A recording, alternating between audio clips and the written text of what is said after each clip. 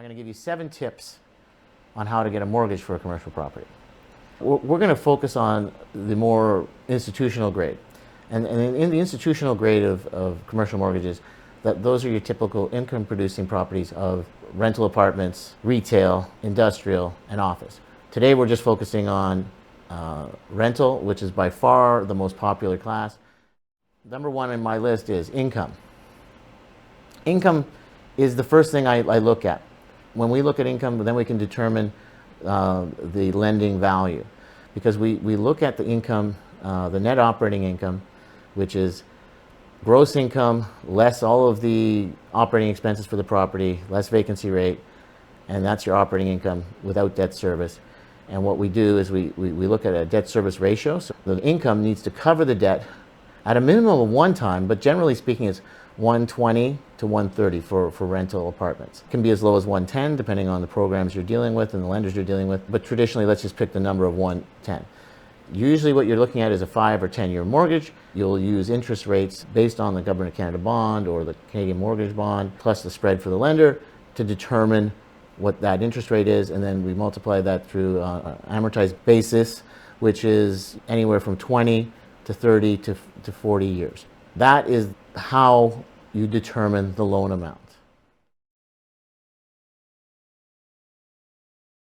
We need to understand where your property is, what's the neighborhood, what are the amenities, how close it is to a grocery store, how close it is to schools, how close it is to fire, how close is it to the hospital, what are the major transportation arteries, what's the population of the area around it. This is information you should come, you're making an application, you need to know these things.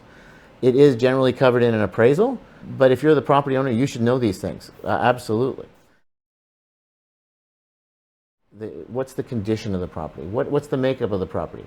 How many units do you have? What's the square footage of each unit? How many bedrooms are each unit? Is it forced air? Is it energy efficient? What are the taxes of the property? What are the major operating expenses for the property? What's the plan going forward for the property? These are things that you have to know and you have to understand. This is where you would determine the profit and loss ratio for the property, the P&L. Once you know all the different expense items like utilities, annual maintenance, property management costs, you can then determine the pro forma. That helps us calculate the income. That helps us calculate the debt service coverage ratio. That's you. Yes, you'll need a resume or a CV or something that outlines your experience managing these type of properties or your experience in general that would show that you have the business acumen to deal with this. You would also want to show your personal net worth. Lenders are very concerned about how much capital do you have outside of this project to service the debt if something goes wrong, and whether this is well within your capabilities of doing so. Personal net worth should also be verifiable. Don't just write down a bunch of numbers on the page. You actually have to have proof. And you have to have something that's verifiable to show that you have that. Then you have to deduct your debt. And again, that has to be verifiable. So these are things that you absolutely need to have for your application for a mortgage. This is actually pretty critical. You're buying a property. Somebody says to me, hey, I'd like to buy an apartment building.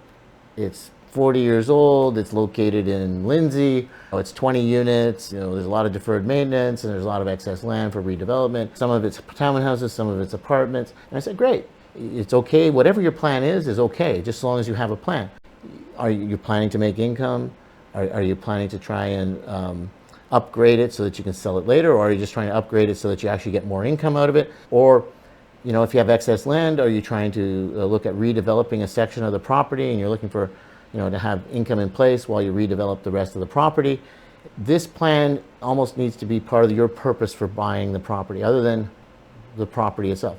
Because if you're also looking at a refinance, you need to have those plans as well. That's a critical aspect, and you should be able to write your thoughts down in a logical way and provide numbers or facts or to support your assumptions on your business plan. In industry we call that the property management plan, but it's a business plan. Same thing. That's a critical piece. Largely overlooked piece is your consultants, your advisors. Every single person in a commercial property needs people to help them do the property. You cannot be an expert in all areas. Even if you've been doing it for 30 years, you're not an expert in all areas. We need to know who your lawyer is. Your lawyer should have experience doing the type of property that you're financing. You wouldn't hire a litigator to do your commercial real estate, or a tax lawyer. You would hire a real estate lawyer. The other thing you'll need is some engineers.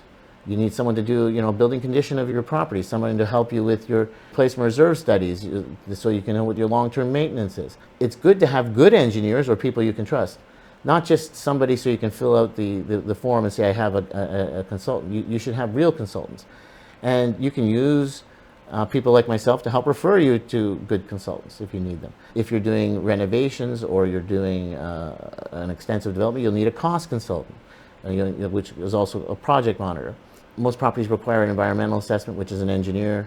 You're going to need, depending if you're doing some development, you need a geotech engineer. If you're doing development, you also need planning consultants, planners. There's a whole host of people, depending on what you're doing, depending on what your management plan is, of consultants that you would need to bring to your team.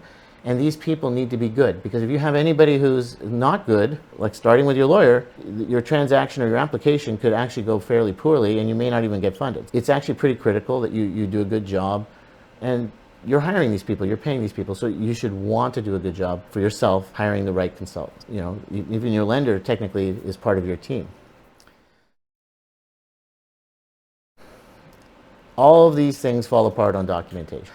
But now you have to have all of the evidence and all of the documentation to show that what you're saying is true. And the lenders need this because they essentially assess the information, but they just want to look at the facts, make it a strong assessment based on the facts presented to them to decide whether or not they're going to give money for this project or not, based on the location, based on your covenant, based on the market, based on the income. It's the most critical phase is actually the documentation.